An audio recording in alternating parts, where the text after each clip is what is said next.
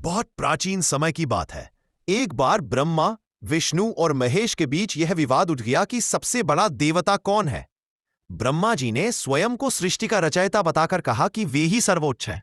महादेव भगवान शिव ने कहा कि सभी की उत्पत्ति और लय मुझ में ही होती है। ब्रह्मा जी का अभिमान बहुत बढ़ गया था। उन्होंने अपमानजनक शब्दों में शिव की निंदा कर दी। यह देखकर भगवान शिव अत्यंत क्रोधित हो गए। उनके क्रोध से एक प्रचंड ज्वाला प्रकट हुई और उसी ज्वाला से एक भयंकर रूप वाला देव प्रकट हुआ, काल भैरव। आल भैरव का रूप अत्यंत भयानक था। उनके शरीर पर भस्म लगी थी, गले में मुंडमाला थी, हाथ में त्रिशूल और खप्पर था। उन्होंने क्षण भर में ब्रह्मा के 5वें सिर को काट दिया, क्योंकि उसी सिर से शिव की निंदा हुई थी। लेकिन जैसे ही उन्होंने ब्रह्मा का सिर काटा, वह सिर उनके हाथ से चिपक गया। इस कारण भैरव को ब्रह्म हत्या दोष लगा।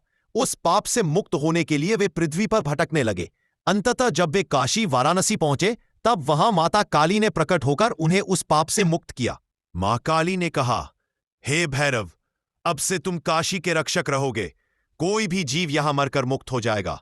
तुम मेरे समान पूजनीय बनोगे। तभी से भगवान काल भैरव को काशी का कोतवाल माना जाता है और मां काली तथा भैरव को एक दूसरे के पूरक रूप में पूजा जाता है।